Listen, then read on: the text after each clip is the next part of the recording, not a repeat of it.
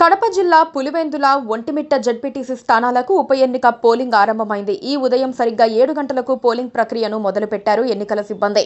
సాయంత్రం 5 గంటల వరకు పోలింగ్ కొనసాగింది. గడువు దాటిన తర్వాత కూడా క్యూ లైన్లో ఉన్న వారికి ఓటు వేసే అవకాశం, బ్యాలెట్ పేపర్ విధానంలో పోలింగ్ జరిగింది.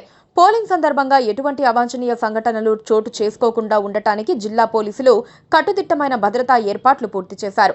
సున్నిత, సమస్యాత్మక ప్రాంతాల్లో అదనపు పోలీసు బలగాలను మోహరింపజేశారు. పోలింగ్ కేంద్రాల్లో సీసీ కెమెరాలను అమర్చారు. వెబ్ కాస్టింగ్ ద్వారా పోలింగ్ ప్రక్రియను పర్యవేక్షించారు. ఎన్నికల ప్రచార సమయంలో దాడులు చేసుకున్న ఘటనలు నమోదైనందున అవి పునరావృతం కాకుండా ఉండటానికి ముందస్తు చర్యలు తీసుకున్నారు. పులివెందుల ఒంటిమిట్టలో 500 మంది మీద బైండోవర్ కేసులు నమోదయ్యాయి. పలువురిని హౌస్ అరెస్ట్లో ఉంచినట్లు సమాచారం. ఈ 2 చోట్ల 11 మంది చొప్పున అభ్యర్థులు బరిలో నిలిచారు. పులివెందులలో వైఎస్ఆర్ కాంగ్రెస్ పార్టీ అభ్యర్థి హేమంత్ రెడ్డి, టీడీపీ తరపున పోటీ చేసిన మారెడ్డి లతారెడ్డి మధ్య ప్రధానంగా పోటీ నెలకొంది. వీరిద్దరూ ముమ్మరంగా ఎన్నికల ప్రచారాన్ని నిర్వహించారు. ఈ 2 పార్టీల తరపున మంత్రులు, మాజీ మంత్రులు ప్రచారంలో పాల్గొన్నారు. ముందు జాగ్రత్త చర్యల్లో భాగంగా పులివెందులలో వైఎస్ఆర్సీపీకి చెందిన కడప లోక్సభ సభ్యుడు అవినాష్ రెడ్డిని పోలీసులు అదుపులోకి తీసుకున్నారు.